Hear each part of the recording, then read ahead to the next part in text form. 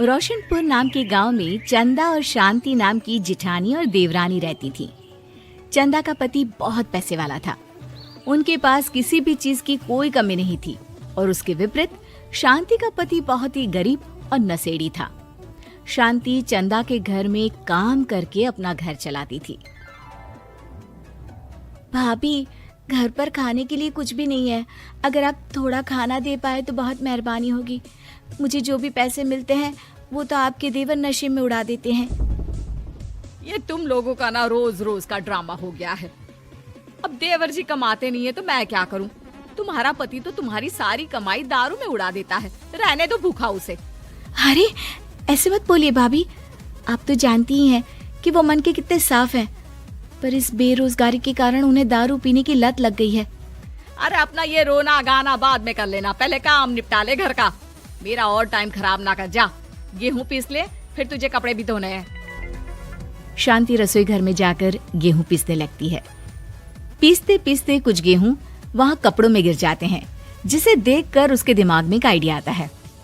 क्यों ना ऐसे ही थोड़े गेहूं मैं अपने पल्लू में बांधकर घर ले जाऊं, फिर एक बर्तन में जमा कर लूंगी और उसे पीसकर रोटी बना लूंगी।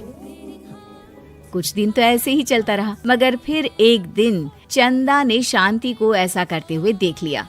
अरे पहले तो मुझे लगा तुम लोग बस गरीब हो, पर तुम लोग तो चोर भी हो। चोरनी कहीं की। मुझे तो लगता था तू गेहूं पिसती है, पर तू तो अपने पल्लू में गेहूं छुपा कर ले जाती है। निकल मेरे घर से। मुझे माफ कर दो भाभी, हमारे पास खाने के लिए एक दाना तक नहीं था, इसलिए मुझे ये सब करना पड़ा। अरे तुम लोग मेरे रिश्तेदार हो, इसीलिए दया कर तुझे मैंने अपने घर पे काम पर रख लिया। पर तू और तेरा पति हमारे खानदान का नाम मिट्टी में मिलाने पर उतारू हो चुके हैं। आपको मुझे जितनी गालियाँ देनी है दीजिए, मारना है तो मार भी लीजिए भाभी, पर मुझे काम से मत निकालिए। परिवार की बात है, वरना कोई और ऐसा काम करता ना तो धक्के मार कर कब से घर का बाहर निकाल दिया होता। रोते रोते शांति अपने घर चली जाती है, जहाँ उसका नशेड़ी पति कहता है, अरे कहाँ रह गई थी कामचोर? इतनी देर क्यों कर दी? आज पैसे लाई कि आज भी खाली हाथ वापस आ गई है? अपने हाथ दिखा। जरूर पैसे छुपा लिए ताकि मैं दारू ना पी पाऊं। नहीं जी, मैं आपसे क्यों छुपाऊंगी, और अभी आप दारू पीने की बात कर रहे हैं, उसी कारण तो आज हम लोगों की ये हालत हो गई है। किसी काम की नहीं है तू, बिना मार खाए समझेगी नहीं। रख, अभी तेरे होश ठिकाने लगाता हूँ। रामलाल शांति को बहुत मारता है। शांति का मन दुखी हो जाता है और वो गांव के तालाब के पास के एक पेड़ के नीचे बैठकर फूट फूट कर रोने लगती है। मैंने कभी किसी का बुरा नहीं किया, फिर भी भगवान मेरे साथ ऐसा क्यों कर रहा है? मैं तो रामलाल जी की फिक्र करती हूँ, फिर भी उन्होंने मुझे इतना मारा। तभी उसे एक आवाज सुनाई देती है, रोने की कोई जरूरत नहीं है बेटी, चिंता क्यों करती हो? ये आवाज कहाँ से आ रही है? शांति अपने आसपास देखती है, उसे कोई नहीं दिखता। वो ऊपर देखती है, जहाँ उसे एक छोटी सी परी दिखती है। आप कौन है? आप तो कोई परी लगती हैं। हाँ बेटी, मैं इसी पेड़ पर रहती हूँ। मैंने तुम्हारी सारी बात सुनी। अब तुम्हें फिक्र करने की कोई जरूरत नहीं। अपनी आंखें बंद करो।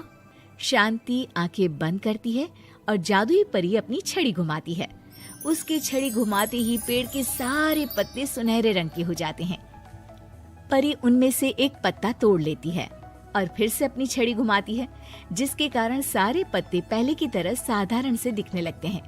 आंखें खोलो बेटा। लो, इस पत्ते को ले जाकर अपने तकिए के नीचे रख देना। ये तो एक साधारण पत्ता है, इससे क्या होगा? ठीक है, अगर आप कहती हैं तो मैं इसे रख लेती हूँ। शांति उस पत्ते को लेकर अपने घर जाती है और अपने कमरे में तकिए के नीचे रखकर सो जाती है। सपने में उसे वही पेड़ वाली जादुई परी दिखाई देती है। बोलो शांति, क्या चाहिए तुम्हें? मैं चाहती हूँ हम बहुत अमीर हो जाए और मेरे पति नशा करना छोड़ दे, उन्हें कोई काम भी मिल जाए। कल जब तुम सुबह नींद से जागोगी, तुम्हारी इच्छा पूरी हो गई होगी। अगली सुबह शांति नींद से जागती है, अपने आसपास का नजारा देखकर चौंक जाती है। उसके बिस्तर पर चारों तरफ सोने चांदी रखे हुए थे। हे भगवान, कहीं मैं सपना तो नहीं देख रही? इतना सारा सोना, वो भी मुझ गरीब के पास। रामलाल जी को बताती हूँ, वो बहुत खुश होंगे। शांति जैसे ही कमरे के बाहर जाती है, वो देखती है कि रामलाल सूट बूट पहने काम के लिए बाहर जा रहा होता है। मुझे शहर में एक नौकरी मिल गई है शांति, मुझे आने में देर हो जाएगी, घर का ध्यान रखना। और इस तरह शांति बहुत अच्छा जीवन बिताने लगती है। उसके पास अब किसी भी चीज की कमी नहीं रह जाती। रातों रात शांति के पास आए इतने पैसों को देखकर उसकी जिठानी उससे पूछती है, अरे क्यों रे शांति, कहीं बड़ा हाथ मारा है क्या? अचानक तुम लोगों के पास इतना पैसा कैसे आ गया? नहीं नहीं भाभी, ये सब तो जादुई परी के दिए हुए पत्ते का कमाल है। शांति जादुई पत्ते के बारे में सारी बात चंदा को बताती है, जिसे सुनकर चंदा के मन में लालच आ जाता है और वो झूठ मूठ रोते हुए उसी पेड़ के नीचे जाती है जहाँ उसकी रोने की आवाज सुनकर जादुई परी कहती है, क्या हुआ बेटा, क्यों रो रही हो?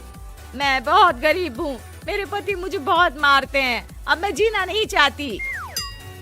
चिंता मत करो बेटा, अपनी आंखें बंद करो। जादुई परी चंदा को भी उसी पेड़ का एक पत्ता देती है और तकिए के नीचे रखने को कहती है। चंदा उस पत्ते को लाकर अपने तकिए के नीचे रख लेती है और अगली सुबह जब उठती है तो उसके कमरे में चारों तरफ सांप बिच्छू रहते हैं। अरे बचाओ बचाओ, कोई मुझे बचाओ, ये कैसा पत्ता है जिसे लाने के बाद उस गरीब शांति के पास तो इतना सारा सोना आ गया, और मेरे चारों तरफ ये सांप बिच्छू, अरे कोई बचाओ।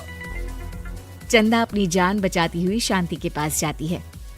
चलिए भाभी, मुझे लगता है आपके घर में सांप बिच्छू को बस जादुई परी ही हटा सकती है। दोनों मिलकर जादुई परी के पास जाते हैं। ये सब तुम्हारे बुरे इरादों का नतीजा है चंदा।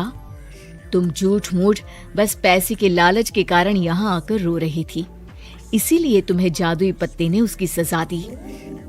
अरे मुझे माफ कर दीजिए जादुई परी, मेरे मन में लालच आ गया था। अरे शांति, तुम भी मुझे माफ कर दो, मैंने तुम्हारे साथ बहुत गलत किया, फिर भी तुम मेरी मदद के लिए आई। चंदा को अपनी गलती का एहसास हो जाता है, इसलिए जादुई परी उसके घर से सारे सांप बिच्छू को गायब कर देती है। चंदा और शांति आपस में मिलजुल कर रहने लगती हैं।